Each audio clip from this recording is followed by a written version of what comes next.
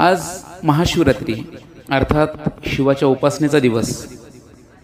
शिव ही ऊर्जा आहे जी प्रत्येक जीवात असते आणि या ऊर्जेमुळेच आपण श्वास घेणे, खाणे, उचलणे, चालणे आणि बसणे यासारखी दैनंदिन कामे करू शकतो। महाशिवरात्री म्हणजे आपल्या चैतन्य वाढवण्याचा आणि ध्यानाद्वारे जीवनशक्ती वाढवण्याचा आणि त्याच्या उगमस्थानाकडे नेण्याचा उत्सव। महाशिवरात्रीच्या अनेक कथा आहेत, त्यापैकी आपण काही कथेची या ठिकाणी माहिती घेणार आहोत। महाशिवरात्रीच्या दिवशी भगवान शिवाने देवी पार्वतीशी विवाह केला होता। आजच्याच दिवशी समुद्र मंथन झालं आणि या समुद्र मंथनातून अमृत प्राप्तीसाठी समुद्र मंथन देव आणि दानवामध्ये चालू होतं। पण त्यावेळी एक असा प्रसंग घडला की त्या समुद्र मंथनातून विष बाहेर निघाले। मग हे विष कोण प्राशन करायचं? तेव्हा भगवान शिवाने विष पिऊन ब्रह्मांड आणि देवता या दोघांचंही रक्षण केलं। म्हणून आजच्या दिवशी शिवरात्री साजरी केली जाते।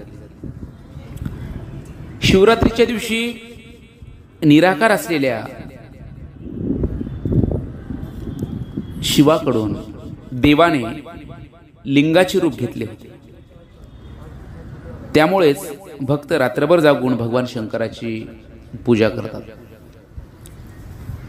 ही झाली महाशिवरात्रीची कथा। संत साहित्यामध्ये शिव या शब्दाचे 4 तात्विक अर्थ सांगितलेले आहेत। पहिला अर्थ म्हणजे शिव म्हणजे कल्याण असा होता। जे कोणी भक्त शिवनामाचा जप करतात त्यांचे कल्याण होते। कल्याण म्हणजे परमानंद सुखाची प्राप्ती होते आणि दुःखाची निवृत्ती होते। शिव या शब्दाचा दुसरा अर्थ असा होतो, शिव म्हणजे जोडणे किंवा शिव। जीवाने जीवाशी नाते जोडण्यापेक्षा शिवाशी नाते जोडावे असा अर्थ होतो।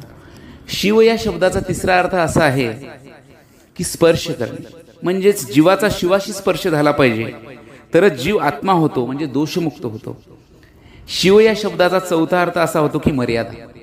जीवनामध्ये खऱ्या सुखाची जर प्राप्ती करायची असेल तर आपल्या जीवनातील प्रत्येक गोष्टीला मर्यादा असणे महत्त्वाचे आहे। अशा पद्धतीने शिव या शब्दांचे आपण तात्विक अर्थ जेव्हा समजून घेऊ, त्याप्रमाणे जेव्हा आपण वर्तन करू तर शिव भगवान सदैव आपले निश्चितच कल्याण करतील। आपणा सर्वांना महाशिवरात्रीच्या शुभेच्छा। ओम नमः शिवाय।